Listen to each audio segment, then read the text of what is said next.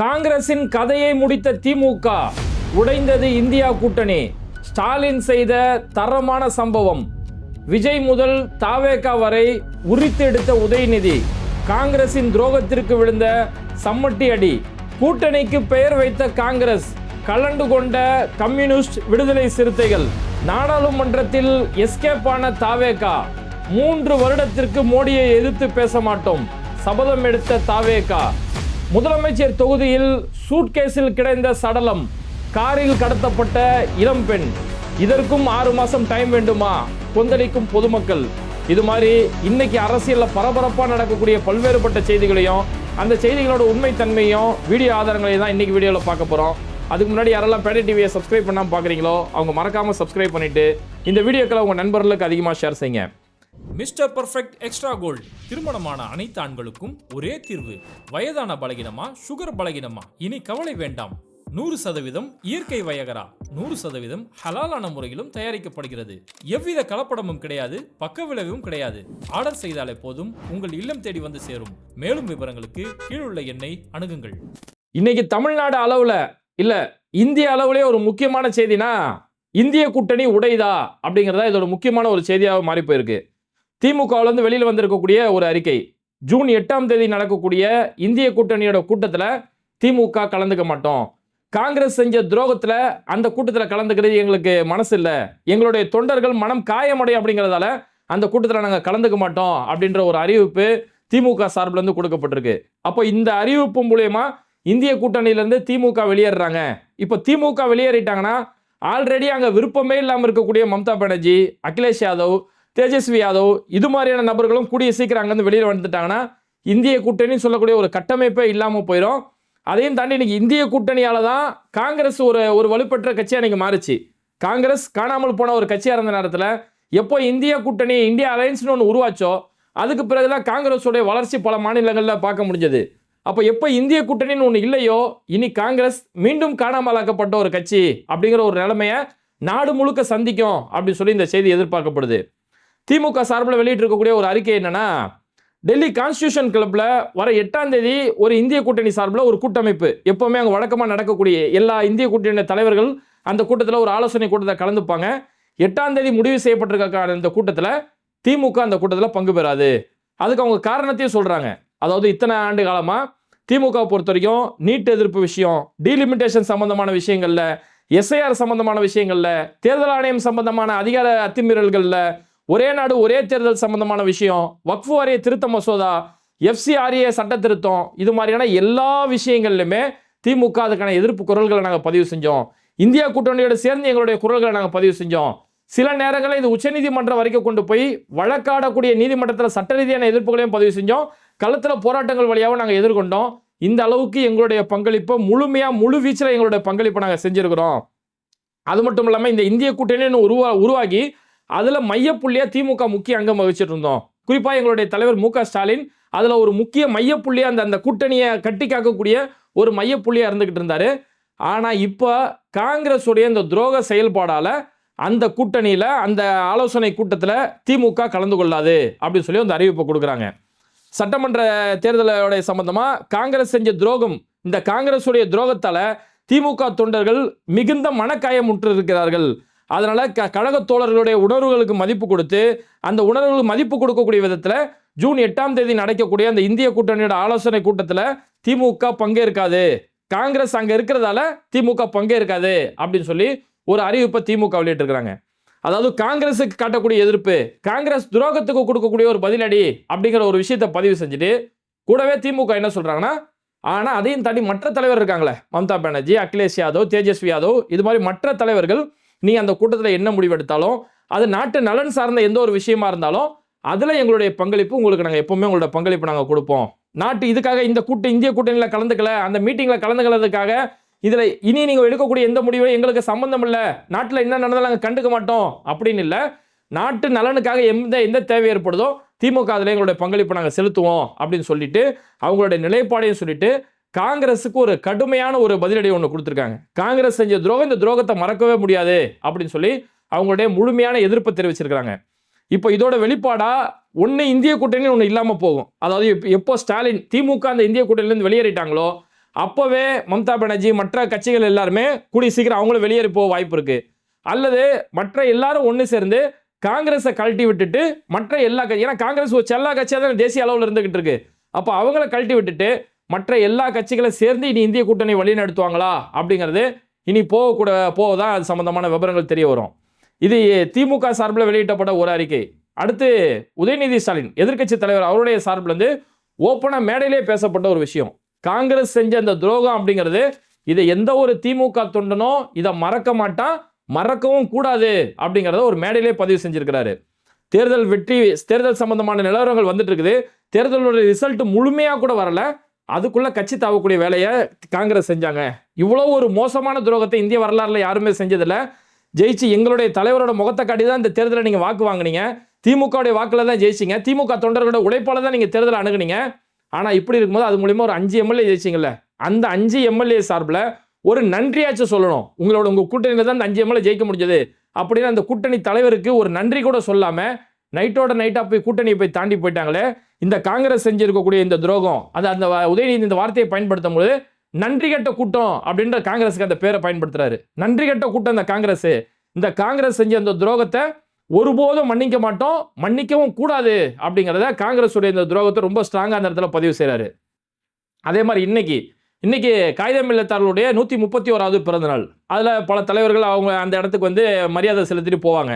அப்போ அந்த இடத்துல கூட பார்த்தோம்னா காங்கிரஸ் திமுக அந்த இடத்துல ஒரு மோதல் இருந்ததை பார்க்க முடியுது. திமுக தலைவர் மு.க. ஸ்டாலின் அந்த இடத்துல மரியாதை செலுத்துறதுக்காக அந்த இடத்துக்கு போயிட்டு இருக்கிறாரு. காங்கிரஸ் சார்பில் வந்து காங்கிரஸ் தொண்டர்கள், குறிப்பான செல்வ பெருந்தகை எல்லாருமே அந்த இடத்துல வர நேரத்தில் திமுக தொண்டர்கள் கடுமையாக எதிர்க்க ஆரம்பிச்சாங்க. துரோகி, போங்கடா இங்கேருந்து, போங்கடா துரோகிங்களா அப்படின்னு சொல்லி அடிச்சு விரட்டக்கூடிய ஒரு சம்பவத்தை பார்க்கணும். எந்த அளவு கூட மேலே கை வச்சே தள்ள ஆரம்பிச்சிட்டாங்க. செல்வ பெருந்தகை மேலேயே மேலே கை வச்சு போங்க அப்படின்னு சொல்லி வெளியில திரட்டக்கூடிய அளவுக்கு 2 பேருக்கு மத்தியில் ஒரு மோதல் போக்கு உருவாயிருச்சு. வெளியில பிடிச்சி தள்ளி விட்டாங்க. வெளியில பிடிச்சி தள்ளி விட்டுறாங்க. அங்கேருந்து கிளம்பும் போதே துரோகிங்களா அப்படின்னு சொல்லி துரோகின்னு சொல்லி வெளியில திரட்டக்கூடிய ஒரு நிலைமை தான் இன்னைக்கு இருந்தது. அந்த அளவுக்கு திமுக காங்கிரஸ் இன்னைக்கு கடுமையாக எதிர்க்கிறாங்க. இந்த எதிர்ப்பு நீங்க செஞ்ச அந்த துரோகங்கிறது நீங்க தேசிய அளவில் நீங்க காணாம தான் போகணும். எப்படி காணாம போன கட்சியா இருந்தீங்களோ அந்த மாதிரி உங்களுக்கு தேசிய அளவுக்கு நீங்க அடி வாங்கணும் அப்படிங்கிறதுக்காக தான் இந்த இந்திய கூட்டணி கூட்டத்தில் திமுக கலந்துக்க மாட்டோம் அப்படிங்கிற ஒரு முடிவு எடுத்திருக்கிறாங்க. அதே தான் உதயநிதி ஸ்டாலின் அந்த மேடையில் அதை பற்றி ரொம்ப தெளிவாக சொல்லியிருந்தாரு. கூடவே உதயநிதி ஸ்டாலின் காங்கிரஸை மட்டும் பொழந்து கட்டலை, காங்கிரஸை ஒரு பக்கம் பொழந்து கட்டிட்டு இன்னொரு பக்கம் தாவேகா முதலமைச்சர் விஜய சும்மா கிளிகிள்னு கிழிச்சாருன்னு தான் சொல்லணும். இன்னைக்கு தேதிக்கு உதயநிதி ஸ்டாலின் ஒரு இடத்துல பேசினார்னா அது சட்டமன்றமாக இருந்தாலும் சரி, மேடையாக இருந்தாலும் சரி, பிரச்சாரமாக இருந்தாலும் சரி, மக்கள் பெரிய அளவில் எதிர்பார்க்குறாங்க. அந்த அளவுக்கு அவரோட ஸ்பீச் உண்மையிலே குவாலிட்டியாக இருக்குது. அதில் அவர் சொன்னார், ஆட்சிக்கு வந்து இந்த 25 நாள் ஆச்சு, தாவேகா ஆட்சிக்கு வந்து 25 நாள் ஆச்சு, உருப்படியாக ஒரு காரியத்தை கூட இவங்க செய்யலை, வெறும் ஸ்டிக்கர் மாற்றக்கூடிய வேலைகளை மட்டும்தான் இவங்க செஞ்சுக்கிட்டு இருக்கிறாங்க. அது இல்லாமல் எந்த ஒரு நிதி பங்கீடுமே இல்லாத திட்டத்துக்கு கூட இவங்க இன்னும் நாள் அவகாசம் கேட்டுக்கிட்டு இருக்கிறாங்க. சிங்கப்பெண் அதிரடி படைன்னு சொல்லி ஒரு திட்டத்தை நீங்கள் சொல்கிறீங்க. சிங்கப்பெண் அதிரடி படைன்னு ஒன்று கொண்டு வரதுக்கு இதுக்கு எந்த ஒரு நிதியுமே தேவையில்லை. இப்படி ஒரு திட்டத்தை கொண்டு வரதுக்கு எந்த ஒரு நிதியுமே தேவையில்லை. இருக்கக்கூடிய காவல்துறை அதுக்குன்னு ஒரு தனி பிரிவை உருவாக்க போறீங்க, செயல் திட்டத்தை வச்சு தொடங்க விட போறீங்க. அதுக்குன்னு ஒரு நாளும் ஃபிக்ஸ் பண்ணீங்க. அந்த நாளை ஃபிக்ஸ் பண்ணிட்டு அன்னைக்கு தான் முதலமைச்சர் திறந்து வைப்பாரு அப்படின்னு பார்த்தா திட்டம் ரத்து. அந்த நிகழ்ச்சி ரத்து. ஏன் ரத்து அப்படின்னா அவருடைய மேனேஜர் ஜெகதீஷ் வீடு திறப்புல இருக்குது, அதனால இதை ரத்து அப்படி சொல்லி இதை ரத்து பண்ணிட்டு போயிட்டாங்க. அப்போ இதுக்குன்னு ஸ்பெஷலாக நிதியை ஒதுக்கி மத்திய அரசு வந்து நிதி வரணும் எந்த ஒரு தேவையுமே கிடையாது. இருக்கிறத ஆரம்பிச்சு வைக்க போறீங்க, அதையே இவங்களால செயல்படுத்த முடியல. இந்த ஆட்சிக்கு வந்து 25 நாள் ஆச்சு, இதே இவங்களால செய்யறதுக்கு எந்த ஒரு முயற்சியுமே செய்ய முடியல. அப்போ வெறும் ஒரு மாய பிம்பம், ஒரு சினிமா தோற்றம், ஒரு சினிமா கவர்ச்சி, இதை வச்சுதான் ஆட்சிக்கு வந்தாங்க. இவங்களால எதுவுமே செயல்படுத்த முடியல. வெறும் ஸ்டிக்கர் மாத்தி ஏற்கனவே இருக்கிறது, அதாவது இந்த சிங்கப்பெண் எடுத்துக்கிட்டா கூட ஆல்ரெடி பிங்க் பேட்ரோல் இருந்தது, அதை தான் சிங்கப்பெண் சொல்லி நீங்க ஸ்டிக்கர் தான் மாற்ற போறீங்க. ஸ்டிக்கர் மாத்துறதுக்கு 25 நாள் உங்களுக்கு பத்தலை, இன்னும் நாள் வரணும். நல்ல நேரம் எல்லாம் வந்தால் தான் எல்லாத்தையும் செய்வாங்க. இன்னைக்கு இந்த ஸ்டிக்கர் மாற்றக்கூடிய வேலைகள் எந்த அளவுக்கு போயிட்டாங்கன்னா, இன்னைக்கு ஸ்கூல்களில் முதலமைச்சர் விஜயோடைய ஃபோட்டோ வச்சுட்டு இப்படி சிரிப்பார் இல்லையா, அந்த ஃபோட்டோ வச்சுட்டு ஒரு வாசகத்தை ஒன்று எழுதுறாங்க. அந்த வாசகம் பார்த்தோம்னா அரசு பள்ளி வறுமையின் அடையாளம் அல்ல, அரசு பள்ளி பெருமையின் அடையாளம் அப்படின்னு சொல்லி ஒரு வாசகம் எழுதி அதில் முதலமைச்சர் விஜய், அதாவது இந்த வாசகத்தை முதலமைச்சர் விஜய் சொல்கிற மாதிரியும் இவங்க சொன்ன மாதிரியும் ஒரு ஒட்டிட்டு, பார்த்தீங்களா ஆட்சிக்கு வந்தோன்னே அரசு பள்ளி வந்து வறுமையோட அடையாளம் இல்லை, அது பெருமையோட அடையாளம் அப்படின்னு சொல்லி முதலமைச்சர் விஜய் சொல்லிட்டாரு அப்படின்னு இதை ஒரு பயங்கர அளவில் ஷேர் பண்ணிட்டு இருக்காங்க. அதுக்கப்புறம் பார்த்தா இதுவுமே ஒரு ஸ்டிக்கர் அரசியல் தான். இந்த வாசகர்களை இது ஒன்று தாவேக்காவோ முதலமைச்சர் விஜய் இந்த வாசகத்தை கொண்டு வரல. இந்த வாசகத்தை கொண்டு வந்தது இதுக்கு முன்னாடி பள்ளிக்கல்வித்துறை அமைச்சராக இருந்தால் அன்பில் மகேஷ் பொய்யாமொழி. அவர் 2021 எப்போ பள்ளிக்கல்வித்துறை அமைச்சராக இருந்தாரோ அப்போவே அவர் இந்த ஒரு ஸ்லோகனை பயன்படுத்தினார். அரசு பள்ளி என்பது வறுமையின் அடையாளம் அல்ல, அரசு பள்ளி என்பது பெருமையின் அடையாளம் அப்படின்னு சொல்லி 2021 அன்பில் மகேஷ் பொய்யாமொழி தான் இந்த வாசகத்தை அறிமுகப்படுத்தினாரு. ஒரு மேடையிலேயே முதலமைச்சர் மு க ஸ்டாலின் இருக்கும்போது மேடையிலே இந்த வாசகத்தை பேசி இந்த அடிப்படையில் தான், அதாவது அரசு பள்ளியில் சேர்க்கிறதுக்கு மக்கள் பெருமைப்படணும், அந்த அளவுக்கு இங்கே எஜுகேஷன் குவாலிட்டியாக கொடுக்கணும் அப்படின்னு சொல்லி தான் ஸ்மார்ட் கல்வி திட்டம், பல வகையான இன்னைக்கு கவர்மெண்ட் ஸ்கூலில் எந்த அளவுக்கு டெவலப் ஆயிருக்குல்ல, தமிழ்நாடு இந்திய அளவில் இன்னைக்கு டெவலப் ஆயிருக்குன்னா இது உண்மையாகவே அன்பில் மகேஷ் பொய்யாமொழி அவருடைய பெரும்பங்கு அதில் இருக்குது. அப்போ அப்படி சொல்லும் போது இப்படி ஒரு ஸ்லோகன் அறிமுகப்படுத்தினார். அரசு பள்ளி வறுமையின் அடையாளம் அல்ல பெருமையின் அடையாளம் அப்படின்னு சொல்லி சொன்னார். அவர் முன்னாடியே பயன்படுத்தின அந்த பெயரை அப்படியே தூக்கிக்கிட்டு ஃபோட்டோவை மட்டும் மாட்டிக்கிட்டாங்க. அந்த இடத்துல விஜயோடைய ஃபோட்டோ வச்சுக்கிட்டு அம்மா உணவகத்தில் இப்போ பார்த்தோம்னா அம்மா உணவகத்தில் ஜெயலலிதா ஃபோட்டோவுக்கு பதில் முதலமைச்சர் விஜயோட ஃபோட்டோ, அந்த மாதிரி எல்லா இடத்துலையும் ஃபோட்டோ மாற்றி ஸ்டிக்கர் ஓட்டுறாங்கல்ல, அந்த ஸ்டிக்கர் ஓட்டுற வேலையை தான் சொல்கிறாங்க. எந்த அளவுக்கு இவங்க இந்த ஸ்டிக்கர் ஓட்டக்கூடிய வேலைகளில் இவங்களுடைய பெருமைப்படக்கூடிய வேலைகள் எந்த அளவுக்கு போயிட்டாங்கன்னா, இப்போ ஸ்கூல் இப்போ ரீஓப்பன் ஆயிருக்கு, ஜூன் 4 ஓப்பன் ஆயிருக்கா. ஓப்பன் ஆன அந்த ஸ்கூலுகளுக்கு போய் சின்ன பிள்ளைங்கள்ட்ட போய் பிரச்சார துறையில் போய் பேசிக்கிட்டு இருக்கிறாங்க. அந்த இடத்துல போய் ஒரு ஸ்கூலுக்கு போய் பிள்ளைங்களுக்கு பேனா நோட்டு புத்தகம் இதை போய் தாவேகா சார்பில் போய் கொடுக்குறாங்க. சரி போனீங்க பிள்ளைங்களுக்கு நோட்டு புக்கு கொடுத்தீங்க, வந்தீங்களா இல்லை பிள்ளைங்களாம் நல்லா படிங்க சொன்னீங்கன்னா ஓகே. அதை விட்டுட்டு அந்த இடத்துல ஒரு சேர் போட்டு அந்த சேரில் முதலமைச்சரோட விஜயோடைய ஃபோட்டோ அந்த பிள்ளைங்க மனசில் பதிய வைக்கிறாங்களாம். இது வரைக்கும் எந்த ஒரு அரசியல் கட்சி தலைவர்களுமே ஸ்கூலில் போயிட்டு இப்படி ஒரு முதலமைச்சருடைய ஃபோட்டோ கட்சி தலைவரோட ஃபோட்டோ வச்சு ஸ்கூல் பிள்ளைங்க மனசில் பதிய வைக்கிற அளவுக்கு இது வரைக்கும் எந்த ஒரு அரசியல் கட்சியுமே செஞ்சதில்லை. இவங்க ஒரு சேரில் ஒரு விஜயோடைய ஃபோட்டோ வச்சு பண்ணுறாங்க. சரி பண்ணி தொலைஞ்சிங்க ஓகே சொல்லி முடிச்சுட்டு அதுக்கடுத்து அதில் ஒரு பெண் ஒருத்தங்க பேசுகிறாங்க, எல்லாம் எப்படி இருக்கிறீங்க, எல்லாம் உங்களுக்கு ஸ்கூல் லீவை எப்படி கழிச்சிங்க, இப்போ நீங்கள் ஸ்கூலுக்கு வந்துட்டீங்க, உங்கள் எல்லாருக்கிட்டையுமே நம்ம இந்த ஃபோட்டோவில் இருக்கிற யார் தெரியுதா அப்படின்னு. யார் ஃபோட்டோவில் இருக்கிற யார்? CM Vijay sir. CM Vijay sir உங்களுக்கு எவ்வளோ பிடிக்கும்? அவ்வளோ பிடிக்குமா? சிஎம் சார் வந்து உங்களுக்கு சொல்லி விட்டுருக்கிறாரு நீங்கள் நல்லா படிக்கணும், உங்களுக்கெல்லாம் இந்த கிஃப்ட் கொடுக்க சொல்லியிருக்கிறாரு. அதனால் இந்த நோட்டு இந்த புக்கில் நீங்கள் எழுதும் போது நீங்கள்லாம் யாரை மைண்டில் வச்சுட்டு எழுதணும்? சிஎம் அங்கிளை நீங்கள் மைண்டில் வச்சுட்டு எழுதணும், நீங்கள் விஜய் அங்கிளை மைண்டில் வச்சுக்கிட்டு எழுதணும்னு சொல்லி அந்த சின்ன பிள்ளைங்கள்ட்ட போய் ஒரு அரசியல் துணியில் போய் ஒரு பிரச்சார துணியில் போய் இப்பேற்பட்ட ஒரு வேலைகள் அந்த ஸ்கூலில் போயிட்டு ஒரு அரசு அதிகாரிகள் தான் ஸ்கூல் இது மாதிரியான விஷயங்களை போய் பிள்ளைங்கள்ட்ட போய் பேசணும். ஆனால் ஒரு கட்சி சார்பில் எந்த ஒரு அரசு பொறுப்புலையுமே இல்லை, கட்சி சார்பில் போய் பிள்ளைங்கள்ட்ட போய் பிரச்சாரம் பண்ணக்கூடிய அளவுக்கு தான் இன்னைக்கு ஸ்கூல் எஜுகேஷன் இந்த லெவலில் இவங்க கொண்டு போயிட்டு இருக்காங்க. இங்கே ஸ்கூல் எஜுகேஷன் இங்கே எவ்வளோ மாடர்ன் டெக்னாலஜியில் ஸ்மார்ட் கிளாஸ் வரைக்கும் இங்கே எந்த அளவுக்கு கொண்டு போயிட்டு இருந்த ஒரு காலம் போய் இன்னைக்கு சின்ன பிள்ளைங்கள்ட்ட போய் இப்படி சில்லறத்தனமான ஒரு அரசியல் செய்யக்கூடிய ஒரு நிலைமை தான் இன்னைக்கு இவங்க இந்த ஸ்டிக்கர் மாடல் அரசியல் இதை தான் இவங்க தொடர்ந்து செஞ்சுக்கிட்டு இருக்கிறாங்க. அதுக்கடுத்து இதெல்லாம் முடிச்சுட்டு உதயநிதி ஸ்டாலின் அந்த இடத்துல இன்னொன்று சொல்லிட்டு இருந்தாரு. இன்னைக்கு இவங்க எந்த அளவுக்கு அதை ஒரு வார்த்தையுமே பயன்படுத்தினார். ஒரு துப்பு கட்ட ஒரு அரசியல் இவங்க செஞ்சுக்கிட்டு இருக்கிறாங்க, துப்பு கட்ட அரசு இவங்க எப்படி பண்ணிட்டு இருக்கிறாங்க அப்படிங்கும்போது எந்த துறைக்கு யார் அமைச்சர்னு கூட தெரியல, எது என்னோட தொகுதின்னு கூட தெரியாத அளவுக்கு தான் இவங்க ஆட்சி செஞ்சுட்டு இருக்கிறாங்க அப்படின்னு சொல்றாரு. உண்மையாக 100% உண்மை. ஒரு அமைச்சர் போய் இருக்கும்போது நான் தான் சுற்றுச்சூழல் அமைச்சரா சுற்றுலாத்துறை அமைச்சரா அப்படிங்கிறது அமைச்சருக்கு தெரியல. சரி உங்களுக்கான இலாக்கா என்ன உங்களோட துறை என்னன்றது தெரியல ஓகே. ஸ்ரீநாத் அமைச்சர் மீன்வளத்துறை அமைச்சர் ஸ்ரீநாத் அவரே விஜயோடைய ஃப்ரெண்ட் அப்படின்ற அடிப்படையில் அரசியலுக்கு வந்துட்டார் ஓகே. சரி எவ்வளோ வந்தீங்க உங்களுக்கு சினிமா கவர்ச்சியில் ஓட்டு போட்டாங்க ஓகே. அங்கே போயிட்டு ஓட்டு போட்ட மக்களுக்கு நன்றி சொல்கிறதுக்காக நேற்று தூத்துக்குடியில் புண்ணியம் குப்பமோ புண்ணியம் குளமோ ஏதோ ஒரு ஊர், அந்த ஊர் மக்கள்கிட்ட போய் நன்றி சொல்கிறதுக்கு போகிறாரு. எங்களை பெரும்பான்மையான வாக்கு வித்தியாசத்தில் நீங்கள் ஜெயிக்க வச்சிங்க, இவ்வளோ பெரிய வெற்றியை எங்களுக்கு தளபதியோடைய முகத்துக்காக நீங்கள் அழைச்சிட்டீங்க, எனக்கு நீங்கள் இவ்வளோ பெரிய பெரும்பான்மை வெற்றிகளை ஜெயிக்க வச்சது உங்கள் எல்லாருக்கும் நான் நன்றி சொல்லிக்கிறேன் அப்படிங்கிறாரு. அவர் நன்றி சொல்ல போனார்ல தொகுதி அது ஸ்ரீவைகுண்டம் தொகுதி. ஸ்ரீவைகுண்டம் தொகுதியில் அங்கே அனிதா ராதாகிருஷ்ணன் டிஎம்கே ஜெயிச்சிருக்கக்கூடிய தொகுதி. டிஎம்கே ஜெயிச்சிருக்க தொகுதியில் போயிட்டு எனக்கு நீங்கள் பெரும்பான்மையான ஓட்டு வித்தியாசத்தை ஜெயிக்க வச்சிங்க அப்படின்னு சொல்லி அந்த தொகுதியில் போய் நன்றி சொல்லிட்டு இருக்காரு. இவர் ஜெயிச்சது தூத்துக்குடி தொகுதி, அவர் நன்றி சொல்றது எங்க? ஸ்ரீவைகுண்டம் தொகுதியில். அப்போ உங்களோட தொகுதி எது, உங்கள் தொகுதியோட எல்லை எது, உங்களுடைய வட்டம் எது, இதுவே தெரியல, உங்களுடைய இலாக்கா எது, இதுவே தெரியல. அப்போ இப்பேற்பட்ட நபர்கள் தான் இன்னைக்கு அரசியலை இவங்க கையில் எடுத்துருக்கிறதால இங்கே எந்த ஒரு விஷயமே உங்களுக்கு ஒரு புரிதல் கிடையாது. அந்த புரிதல் இல்லாததால தான் எந்த ஒரு நிர்வாகத்தையும் சரியாக நடத்த முடியல. இப்போ நேற்று பார்த்தோம்னா சென்னையில் குறிப்பாக அம்பத்தூர் பகுதிகளில் 3 நாளாக கரண்ட் இல்லைன்னு சொல்லி இபி ஆஃபீஸில் போய் அவ்வளோ பெரிய பிரச்சனை நடக்குது. அங்கே மக்கள் கொதிச்சு போய் இபி ஆஃபீஸர்ஸ் கிட்ட பிரச்சனை பண்ணிட்டு இருக்காங்க. ஏன் எங்களுக்கு 3 நாளாக கரண்ட் இல்லை, மற்ற நாள்லாம் கூட பிரச்சனை இல்லை, இது கோடை நேரம், இவ்வளோ வெயில் அடிக்கக்கூடிய நேரம், நிம்மதியாக தூங்க முடியல.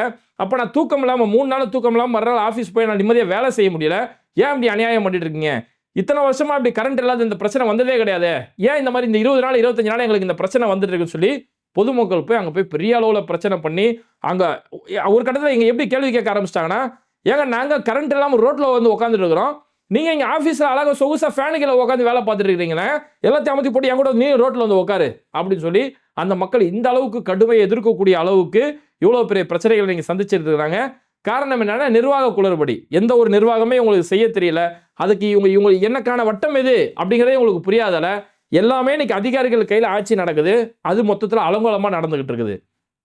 அதனால தான் சட்ட ஒழுங்கு நாளுக்கு நாள் சீர்கெட்டு போயிட்டு ஒரு கட்டத்தில் உச்சபட்சமாக முதலமைச்சருடைய தொகுதியில் சூட்கேஸில் ஒரு ஆணுடைய சடலம் கிடக்குது. பெரம்பூர் ரயில்வே ஸ்டேஷனில் ஒரு சூட்கேஸ், ஒரு ப்ளூ கலர் சூட்கேஸ் ஒன்று கிடக்குது. பிளாட்ஃபார்ம் நம்பர் 4ல் ஒரு சூட்கேஸ் கிடக்குது. மக்கள் எல்லாருமே பார்த்துட்டு ஒரு சூட்கேஸ் ஒரு மர்ம பொருள் மாதிரி அந்த இடத்துல இருக்குதே அப்படின்னு சொல்லி பார்க்கும்போது ஒரு கட்டத்தில் அந்த சூட்கேஸ்ல இருந்து ஒரு துர்நாற்றம் ஏற்பட்டிருக்குது. ஒரு மாதிரி நாத்து அடிக்குது அப்படின்னோட பக்கத்தில் போலீஸுக்கு இன்ஃபார்ம் பண்ணுறாங்க. அதுக்கப்புறம் போலீஸ் வந்து ஒருவேளை அது ஏதாவது மர்ம பொருளோ ஆபத்தான பொருள் ஏதாவது இருக்குமா அப்படின்னு பார்த்துட்டு அதுக்கப்புறமா ஒரு கட்டத்தில் திறந்து பார்க்கும்போது உள்ள ஒரு ஆண் சடலம் இருக்கு. அதுவும் துண்டு துண்டா வெட்டப்பட்ட தலை வெட்டப்பட்டு கைகால் வெட்டப்பட்டு துண்டு துண்டா வெட்டப்பட்ட ஒரு ஆணுடைய சடலம். யாரு என்னங்கிறது தெரியல, யார் அங்கே வந்து கொண்டு வந்து போட்டாங்கிறது தெரியல. அந்த அளவுக்கு சட்ட ஒழுங்கு பிரச்சனை இந்த அளவுக்கு மோசமான நிலைமையில முதலமைச்சருடைய தொகுதியில் மக்கள் எல்லாம் பெரிய அளவில் புழங்கக்கூடிய railway station, Perambur railway station போனீங்கன்னா எப்போவுமே ஆயிரக்கணக்கான மக்கள் வந்து போகக்கூடிய ஒரு இடம் தான். அந்த இடத்துல ஒரு ஆணுடைய சடலத்தை ஒரு சூட்கேஸில் வந்து போட்டு போகக்கூடிய அளவுக்கு தான் சட்ட ஒழுங்கு இந்த அளவில் இருக்குது. இப்போ போன வாரத்தில் நம்ம பார்த்தோம், பெரம்பூர் தொகுதியில் நைட்டில் இந்த மாதிரி கரண்ட் அடிக்கடி போயிடுது. மர்ம நபர்கள் வந்து கஞ்சா போதையில் எப்படி வராங்க, காரை உடைக்கிறான், ஆட்டோ ரோட்டில் நிற்கக்கூடிய ஆட்டோக்களை உடைக்கிறான். 8 காரு 5 ஆட்டோ உடைக்கப்பட்ட சம்பவம் நடந்துச்சு. இன்னைக்கு பார்த்தோம்னா ரயில்வே ஸ்டேஷனில் ஒரு ஆணுடைய சடலம் கிடக்கக்கூடிய அளவுக்கு தான் சட்ட ஒழுங்கு இந்த லட்சணத்தில் கிடக்குது. இன்னொரு பக்கம் அந்த பக்கம் திருச்சி முதலமைச்சரோட ஜெயிச்ச இன்னொரு தொகுதி, அங்கே பார்த்தோம்னா மக்கள் பெரிய அளவில் அங்கே இருக்கக்கூடிய கிழப்புலிவால் ரோடு அப்படி சொல்லக்கூடிய ஒரு ஏரியா திருச்சியில், அந்த ஏரியாவில் பார்த்தோம்னா ஒரு ரோட்டில் போயிட்டு இருந்த ஒரு பொண்ணு, ஒரு 17 வயசு பொண்ணு, அந்த பொண்ணு பாட்டு ரோட்டில் நடந்து போயிட்டு இருந்த பொண்ணு, திடீர்னு ஒரு காரை வந்து நிறுத்துறா, அந்த பொண்ணை பிடிச்சி காரில் பிடிச்சி வலிச்சு போட்டானுங்க. காரில் அந்த பொண்ணை தூக்கிட்டு ஓடிட்டாங்க.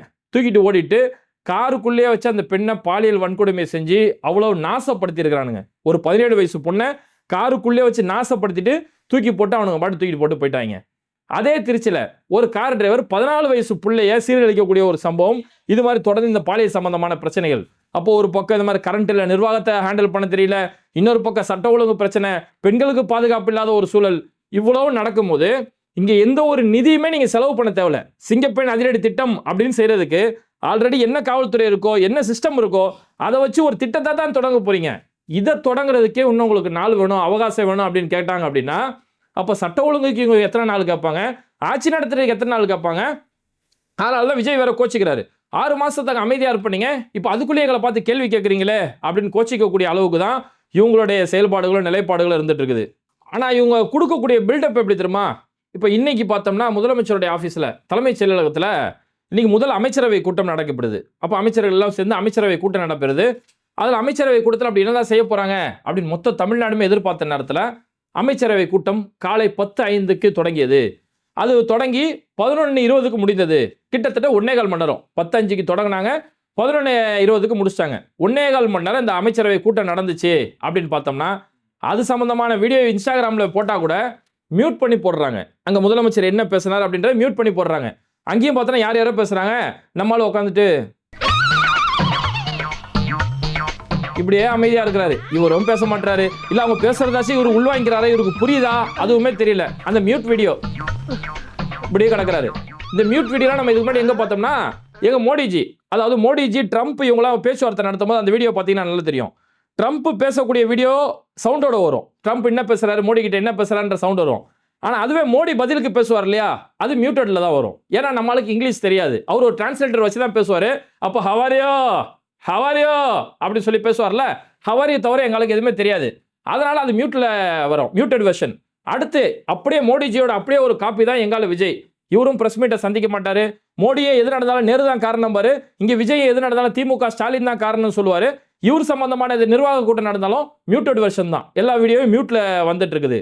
சரி, எப்படியோ இந்த மியூட்டாவே ஒரு ஆலோசனை கூட்டம் நடத்துறீங்க, அமைச்சரவை கூட்டம் நடத்துனீங்க, 1.25 மணி நேரம் கூட்டம் நடத்துனாங்களாம். இந்த 1.25 மணி நேரத்தில் 436 திட்டம் சம்பந்தமா ஆலோசனை செஞ்சு முடிச்சிட்டாங்களாம். 436 திட்டத்தை 1.25 மணி நேரத்தில் ஆலோசனை செஞ்சு முடிச்ச ஒரே கட்சி தாவேகா. உலகத்திலே அப்பேற்பட்ட ஒரு பொற்கால ஆட்சி அவங்க நடத்திட்டு இருக்கிறாங்க. இப்படியெல்லாம் நடத்துறதால தான் இவங்க நிர்வாகத்தை ஹேண்டில் பண்ண தெரியல.